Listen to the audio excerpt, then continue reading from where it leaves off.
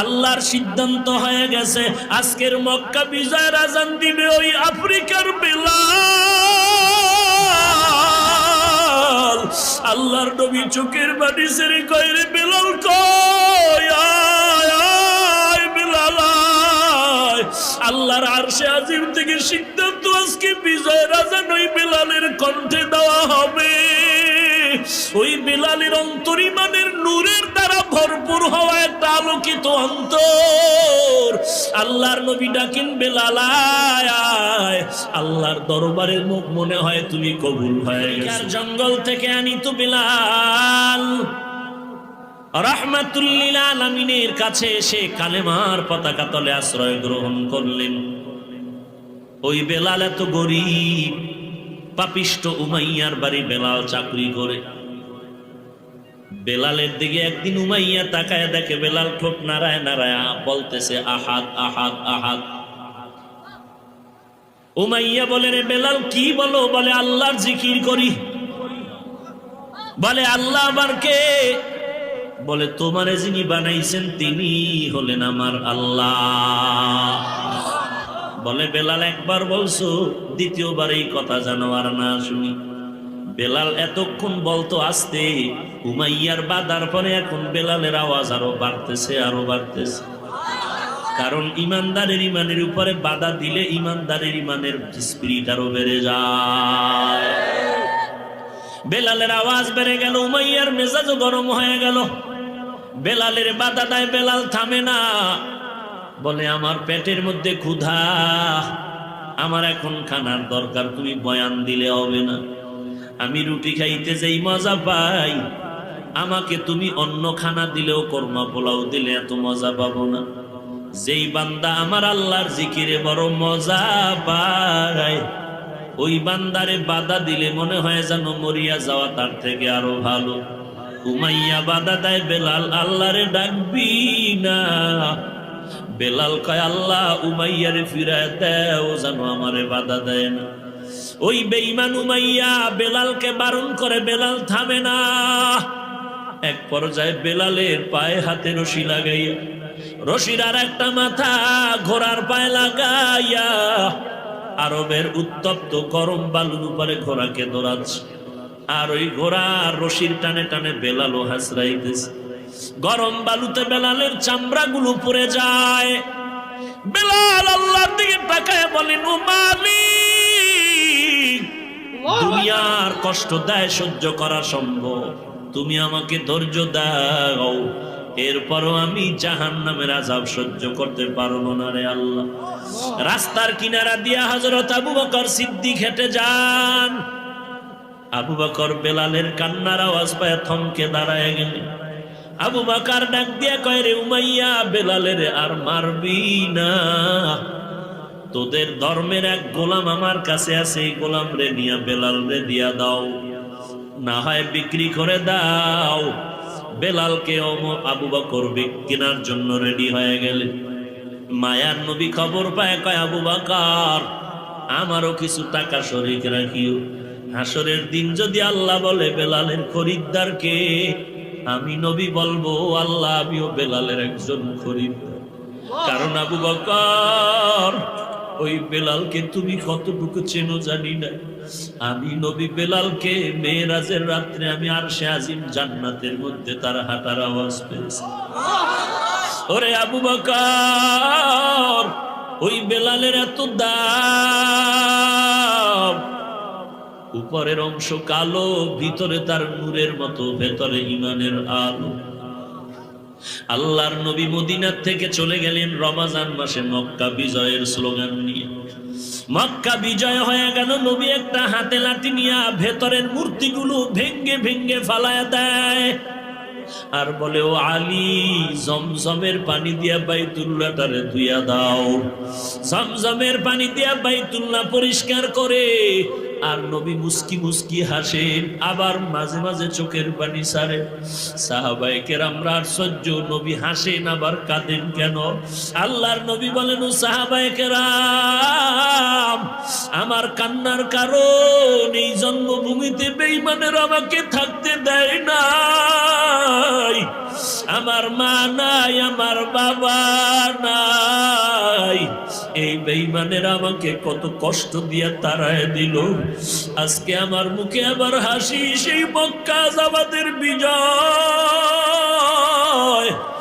আজ আমরা মক্কা হাতে পেয়েছি। আজ আমরা জোহরের নামাজ আজান দিয়া ওপেন জামাতের সাথে নামাজ আদায় করব। আজকে মুসলমানের বিজয়ের দিন, মক্কা স্বাধীনতার দিন। আল্লাহর নবী পবিত্রতা অর্জন করার পর কাবার চতুর্পার্শ্ব রেডি হয়ে গেল নামাজের জন্য। আজ নবী ওপেন নামাজ পড়বেন জামাত। আজকের বিজয়ের আজানটা যিনি দিবেন তার কপাল কতই না জানি ভালো। নবী একটু পরামর্শে বসলেন, সাহাবায়ে কেরামদের থেকে পরামর্শ চাইলেন, বলো আজকে আজানটা কে দিবে? একজন দাঁড়ায় বলেন, পয়গম্বর আজকের বিজয়ের আজান আর কেউ দিবে না, আজকের বিজয়ের আজান দিবেন আপনার সাহাবী হযরত আবু বকর সিদ্দিক রাদিয়াল্লাহু তাআলা আনহু। কারণ হলো, ও নবী আপনিই তো বলেছেন আপনার বিপদের কালে আবু বকর আপনার সঙ্গী। আপনি বলেছেন ওই হিজরতের রাত আপনি গিয়ে আবু বকরের ঘরে দাঁড়াইলেন। নবী বলেন, হ্যাঁ আমি তো হিজরতের রাতে যখন আবু বকরের ঘরে দাঁড়ায় গেলাম, আস্তে করে ডাক দিলাম আবু বকর। হঠাৎ ডাকের জবাব দিয়া দিল, লাব্বাইক ওয়া সা'দাইকা ইয়া রাসূলুল্লাহ। দরজা খোলার পরে আমি আশ্চর্য হয়ে গেলাম। আমি জিজ্ঞাসা করলাম, আবু বকর আপনি কি রাতের বেলা ঘুমান নাই? আবু বকর চোখের পানি ছেড়ে কান্না করে বলেন, ও মায়ার নবী, বহু আগে আপনি আমাকে বলেছিলেন হিজরতের সঙ্গী হব আমি আবু বকর। দিনের বেলা আমি যত কাজ করি, রাতের বেলা যখন ঘরে আসি দরওয়াজার কিনারায় দাঁড়াই আমি অপেক্ষা করি, ঘুমাই না। আমি দাঁড়ায় থাকি, আমার মায়ার নবী এসে কখন ডাক দিবে আবু বকর। আবু বকর বলে, যদি নবী ডাক দেয় আর আমি আবু বকর যদি ঘুমায় থাকি, দুশমনেরা নবীর উপরে হামলা করবে। আবু বকর বলেন, নবী আল্লাহর কসম, ওই বহু আগে থেকে আপনি আমাকে ইশারা দেওয়ার পর আজ পর্যন্ত আমি একটা রাতের বেলাও ঘুমাই না। নবীর চোখের পানিও বের হয়ে গেল। এমনও কি ত্যাগ মানুষের জন্য মানুষ স্বীকার করতে পারে? আবু বকর বলেন, নবী আমি আবু বকর একা ঘুমাই না তা না, আমার ছোট মেয়ে আসমাও ঘুমায় না। আপনার জন্য নাস্তা বানাইয়া অপেক্ষা করে মদিনার লম্বা সফর, নাস্তা দেওয়ার জন্য আমার মেয়েটা সারা রাত ঘুমায় না। আল্লাহর নবী চোখের পানি ছেড়ে কাঁদেন। আবু বকর ডাক দিয়ে কয়, নবী আমি হিজরতের সফরের জন্য আমি 2টা উট কিনলাম। তাকায় দেখেন ওই খুঁটির গোড়ায় উট 2টাও ঘুমায় না। কখন আমার পিঠে আইসা রহমাতুল লিল আলামিন উঠবে, ওই উঠো সারা রাত ঘুমায় না।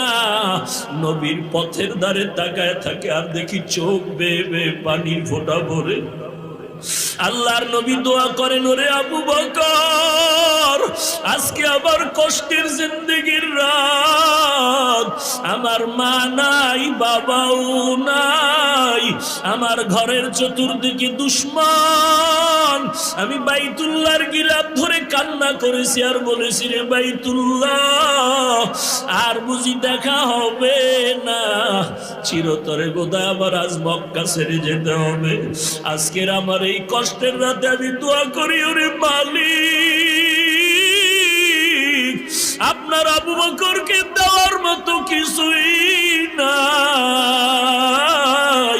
তবে আল্লাহ আমি নবী হইয়া দোয়া করি, আবু বকরের আজকে মদিনার সফর শুরু হয়ে গেল, এই সফর মদিনা পর্যন্ত থাকবে না। আমি চাই আবু বকরের সফর হবে জান্নাতের মধ্য পর্যন্ত। সাহাবী বলেন, নবী আবু বকর ছাড়া কেউ আজান দিবে না। নবী বললেন, আপনি বসেন। আর একজন দাঁড়ায় গেলেন, আর একজন দাঁড়ায় বলেন, নবী আজান দিবেন হযরত ওমর। কারণ 39 জন মুসলমান নিয়া আপনি মক্কার গোপন জায়গায় বসে কালেমার দাওয়াত দেন, ওপেন হতে পারেন না, নামাজ পড়তে পারেন না। 40 নম্বরে ওমর আইসা তরবারি নিয়ে আপনাকে মারতে আসলো। সেই ওমর আপনার হাতে কালেমা পড়ার পর ওই ওমর তরবারি নিয়ে কাবার হাতিমে দাঁড়ায় বলে, বেঈমানা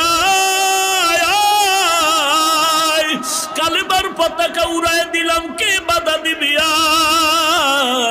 ওরে নবী, যে ওমরের কারণে কালেমার আওয়াজ বুলন্দ হয়ে গেল। আপনি নবী বলেছেন, আপনার পরে কোন নবী হইলে আল্লাহ ওমরের নবী বানাইতেন। ও নবী, আজকে বিজয়ের আজান কেউ দিবে না, আজকের বিজয়ের আজান দিবেন একমাত্র ওমর ফারুক রাদিয়াল্লাহু আনহু। নবী বলেন, আপনি বসেন, আর একজন দাঁড়ায় যান। আর একজন দাঁড়ায় বলেন, নবী, আজকের বিজয়ের আজান কেউ দিবে না, আপনার জামাতা ওসমান রাদিয়াল্লাহু তাআলা আনহু আজান দিবেন। কারণ যেই ওসমানকে আপনার দুটো মেয়ে বিবাহ দিলেন, যেই ওসমানের জন্য আপনি গুণগান করে বলেছেন, লিকুল্লি নাবিয়্যিন রাফিকুন ওয়া রাফিকি ইয়ানি ফিল জান্নাতি উসমানা। ও পয়গম্বর, আপনি বলেছেন সব নবীর একজন বন্ধু হবে, জান্নাতের মধ্যে আপনার বন্ধু হবে আপনার ওসমান। ওরে নবী, আপনি ওই ওসমান ছাড়া আর কাকে বলবেন আজান দেওয়ার জন্য? আজকের বিজয়ের আজান যিনি দেবেন তার কপাল ভালো। ও নবী, কেউ না, আজান দিবে আজকের ওসমান। নবী বলেন, আপনিও বসেন। আর একজন দাঁড়ায় গেল, দাঁড়ায় বলেন, নবী, আজ বিজয়ের আজান দিবে হযরতে আলী, আর কেউ দিবে না। কারণ আপনি বলেছেন, আনা দারুল হিকমাহ ওয়া আলিয়্যুন বাবুহা। আপনি বলেছেন আপনি হিকমতের ঘর, আর হযরত আলী হলো হিকমতের ঘরের দরওয়াজা। ওরে পয়গম্বর, হিজরতের সময় আপনি আলীকে বিছানায় রাখিয়া মদিনায় চলে গেছেন। মদিনার থেকে আপনি হযরত আলীকে যুদ্ধের সেনাপতি বানাইয়া পাঠাইতেন। আবার আপনি কোথাও গেলে হযরত আলীকে মদিনার দায়িত্ব দিয়া যাইতেন। আজকের বিজয়ের আজান হযরত আলী দেবে, আর কেউ না। নবী বললেন, আপনিও বসেন। মশওয়ারা হয়ে গেল, সিদ্ধান্ত দিবেন কে? আল্লাহর নবী আবার চিন্তায় পড়ে আছেন। আল্লাহর পক্ষ থেকে দেখি জিবরাইল আমিন কি সিদ্ধান্ত নিয়ে আসেন। আজানের সময় যখন ঘনিয়ে আসলো, আল্লাহর নবী অপেক্ষমান, আল্লাহর সিদ্ধান্ত কি আসবে। আল্লাহর নবী অপেক্ষা করতেছেন যোহরের নামাজের আজান। আল্লাহর নবী চিন্তায় পড়ে গেছেন। হঠাৎ করে জিবরাইল আমিন হাজির। জিবরাইল আলাইহিস সালাম আমার নবীর কাছে আল্লাহর পক্ষ থেকে সালাম জানায় বলেন, পয়গম্বর, আপনি চিন্তা করতেছেন আজকে যোহরের আজান কে দিবে? কেউ বলেছেন আবু বকর দিবেন, কেউ বলেছেন হযরত ওমর ফারুক দিবেন, কেউ বলেছেন হযরত ওসমান দিবেন, কেউ বলেছেন হযরত আলী রাদিয়াল্লাহু আনহু দিবেন। আল্লাহ তাআলা একটা সিদ্ধান্ত নিয়ে আমি জিবরাইল আমিনকে পাঠাইছে।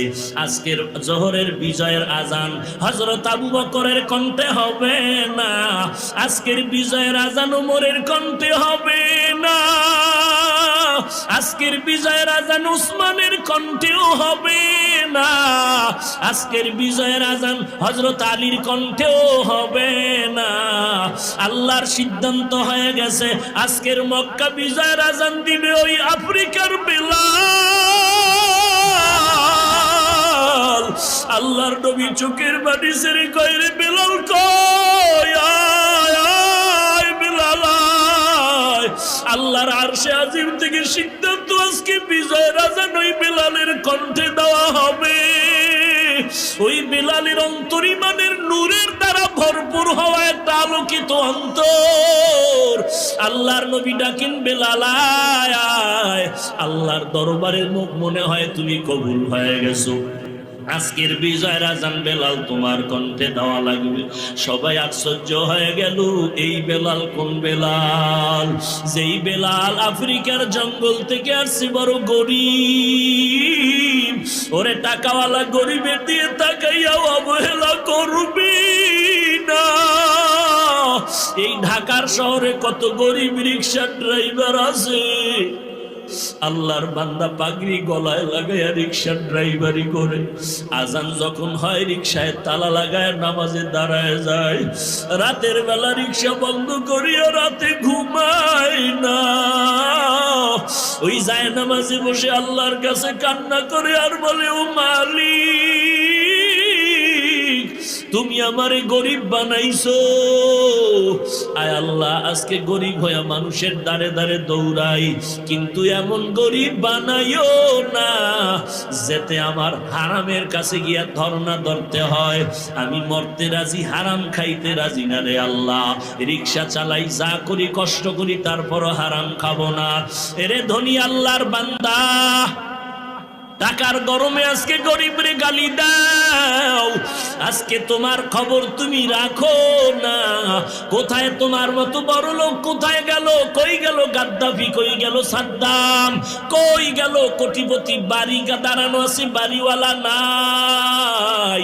গাড়ি দাঁড়ানো আছে, গাড়িওয়ালার খবর নাই রে বাবা। অতএব গরিবের তুচ্ছ মনে করিস না রে মুমিন। গরিবের অন্তর এত ভালো, দোয়া করা মাত্র আল্লাহর আদালতে কবুল হয়ে যাবে। ওই গরিবের চোখের পানি ফালায়া দিও না রে আল্লাহ। আল্লাহর কাছে তওবা করো।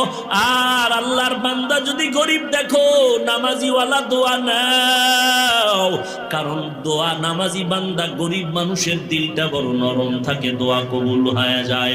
অন্যায় করে যদি কারোর উপরে জুলুম করো, কারো হক নষ্ট করে থাকো, তাড়াতাড়ি ক্ষমা নাও। গরিবের ঠকাইয়া জিন্দেগি তোমার নষ্ট, দুনিয়া আখিরাত বরবাদ হয়ে যাবে। আল্লাহর কাছে তওবা করো। কত টাকাওয়ালা বান্দা গরিব কর্মচারী চাকরি করে, ঠিক মতো বেতন দাও না। তোমার ঈদের বাজার সব চলে, গরিবের জামা নাই, পোশাক নাই, ঘরে ঈদের আনন্দ নাই।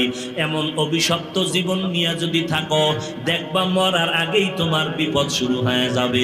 14 তলা বিল্ডিং, ঢাকার শহরের পাশে আর এক এলাকায় আগুন লেগে গেল রাত্র 1টার দিকে। 14 তলা বিল্ডিং এর 11 তলায় আগুন লাগার পরে ওই তালায় যারা ছিল সব মারা গেল।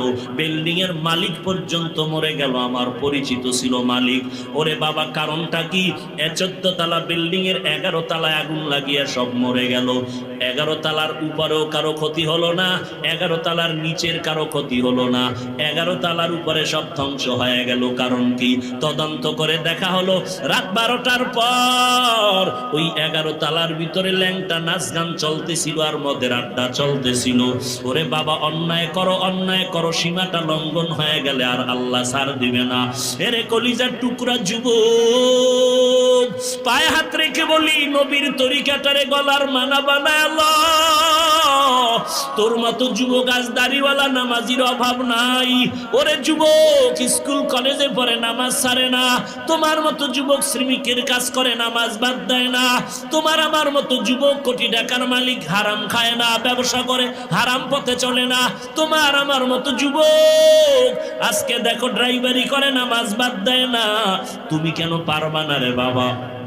আল্লাহর কাছে তওবা করো, আল্লাহর কাছে তৌফিক চাও। আল্লাহ তুমি তওবা করার তৌফিক দাও।